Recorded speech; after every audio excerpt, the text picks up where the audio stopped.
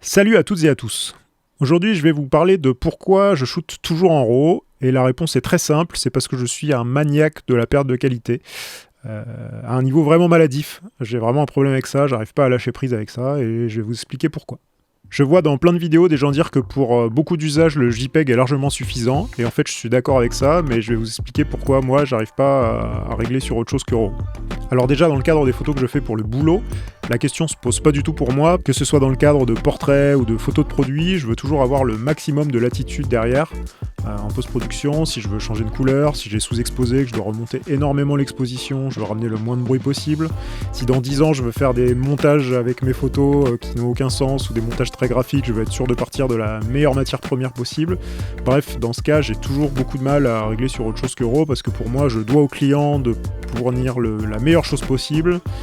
Et s'il y a une photo sur 300 qui doit être moins bien en JPEG qu'en RAW, je veux pas prendre ce risque pour le client en fait. Alors après, soyons clairs, je crois que ça m'est jamais arrivé, même quand on me fournit des JPEG pour que je fasse des retouches ou des montages pour certains boulots, de me rendre compte que la qualité était pas suffisante pour les usages que j'en avais. Mais j'ai juste peur que ça arrive en fait. Si ça m'arrive une fois, je serais déjà très triste.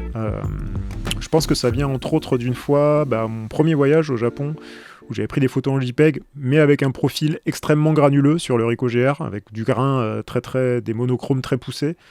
Et j'avais pris des photos de reflets dans une barre métallique de train, et j'adore ces photos, mais en fait du coup j'ai eu aucune latitude pour les retoucher différemment derrière, et ça m'a beaucoup frustré, et je crois que depuis je suis assez fâché avec le JPEG pour ça notamment.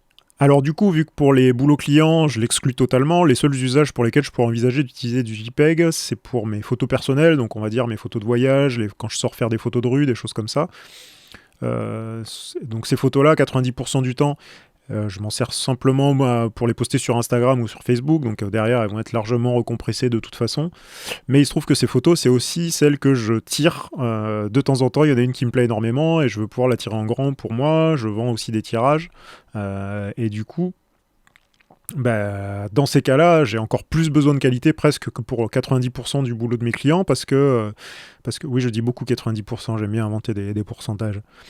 Parce que dans la pratique, mes clients, les trois quarts du temps, c'est des photos que je fais pour leur site web ou des photos que je fais pour des imprimés, mais ou pour des photos de produits, elles vont être imprimées en tout petit. Donc en fait, ça arrive beaucoup plus souvent que ce soit pour moi que j'imprime des choses dans des formats un peu balèzes que pour mes clients. Et donc du coup, pour être cohérent avec ça, vu que je déteste perdre potentiellement de la qualité et que je déteste me dire que je vais devoir choisir le format d'impression d'une photo, non pas par rapport à mon envie, si j'ai envie qu'elle soit énorme, mais par rapport au fait que je sois limité par la qualité de ce que j'ai pris, et ben c'est pareil, je préfère shooter en RAW. Parce que je sais jamais quand je vais faire une de ces photos. Quand je suis en voyage, des fois je fais une rafale de quelque chose qui se passe et il y a un oiseau qui passe à ce moment-là, ou je fais des photos toute la journée et sur le moment j'ai l'impression qu'il n'y a rien qui me plaît, mais je me rends compte après coup, une fois que je suis sur l'ordinateur, qu'il y en a une qui me plaît beaucoup.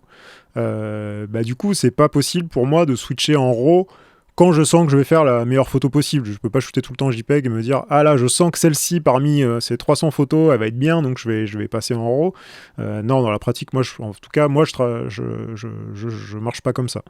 Je pourrais parfois, des fois, je sens que ça va être une bonne photo, mais des fois, c'est plus tard, quand je reviens sur un endroit où j'ai pris plein de photos, qu'il y en a une qui me saute aux yeux, et je suis très content de l'avoir prise en RAW, si à ce moment-là, j'ai envie de la retoucher et de l'imprimer après. En restant dans cette logique d'imprimer les photos, il y a aussi le fait que la plupart du temps en JPEG, même en extra fin, on récupère des fichiers qui sont en 72 dpi ou PPP, alors que les RAW sont la plupart du temps en 300 dpi ou PPP, donc sur des écrans ça change pas grand chose, mais quand on va vouloir imprimer, ça peut faire une grosse différence de qualité de rendu final.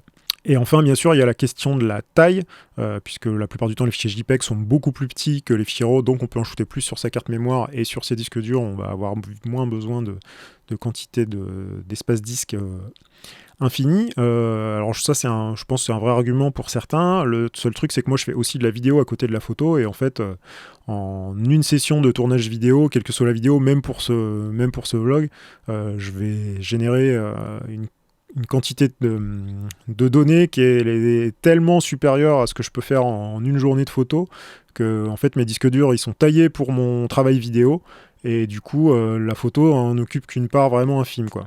Et pour en revenir à la peur maladive de perte de qualité, sur le boîtier sur lequel je shoote en ce moment, qui est un Sony A7R2, j'ai lu 2 ou 3 articles qui disaient que dans certains cas, il y avait des artefacts de compression pas beaux du tout sur les RAW compressés dans le boîtier.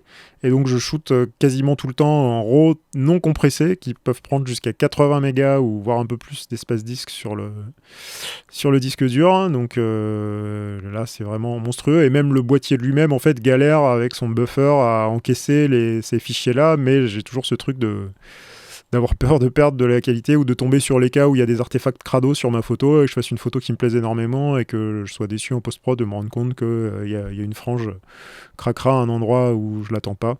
Donc, sauf usage où j'ai vraiment besoin d'avoir le buffer qui tourne à fond, où là je vais passer en RAW compressé, je shoot quasiment tout le temps en RAW non compressé, alors même que le boîtier galère avec. Donc c'est pour vous dire à quel point j'ai vraiment l'angoisse de ce truc-là. Et je pense pas que ce soit une bonne chose, hein. Là, j'ai fait cette vidéo pour vous dire comment moi je fonctionne en fait. Et j'ai, comme pour tout pour moi en photo d'ailleurs, que ce soit les aspects techniques ou les aspects artistiques, je pense pas qu'il y ait de vérité universelle. Et je pense que c'est intéressant de comprendre quand quelqu'un vous dit il faut faire comme ça. Je pense que c'est intéressant de comprendre pourquoi lui il pense qu'il faut faire comme ça, plutôt que de prendre cette information telle qu'elle sans se poser la question de est-ce que ça correspond à votre envie, à votre usage, est-ce que ça va vous handicaper vous de faire ça ou pas, quoi. Alors je sais pas si vous avez remarqué, du coup j'ai changé un peu l'éclairage sur cet épisode, je suis passé en éclairage un peu plus artificiel. Dites-moi si ça vous plaît plus que les vidéos précédentes dans les commentaires. Si c'est le cas, j'essaierai d'arranger ça encore un peu mieux pour les prochaines, et puis sinon je pense que je vais pas trop me prendre la tête, je retournerai à du plus classique. Voilà, n'hésitez pas à me donner votre avis là-dessus. N'hésitez pas aussi à me dire en commentaire si vous shootez plutôt en RAW, en JPEG, quelles sont vos utilisations, quelles sont les limites que vous voyez à votre utilisation et quels sont les arguments qui vous ont poussé à faire ce choix. Si cette vidéo vous a plu, comme d'habitude, je vous invite à vous abonner, me mettre un petit pouce ou aller faire un tour sur mon Tipeee pour me soutenir financièrement, et je vous dis à très bientôt. Ciao!